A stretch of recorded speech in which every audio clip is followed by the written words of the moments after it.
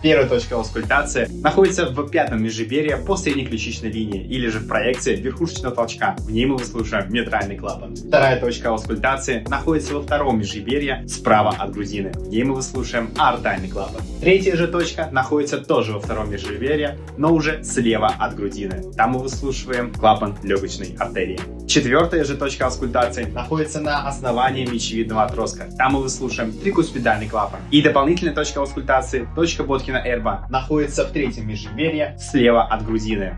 Так какие же способы аускультации сердца существуют? Первое – это терапевтическое, которое идет по порядку. С первой точки по вторую, по третью, по четвертую и заканчивается это все пятой точкой аускультации. Также существует кардиологический способ аускультации сердца. Он идет немножко по-другому. Начиная с первой точки, продолжаясь в четвертой точке аускультации, переходя на вторую, далее на третью и заканчиваясь также пятой точкой аускультации. По сути, делая вот такой вот круг.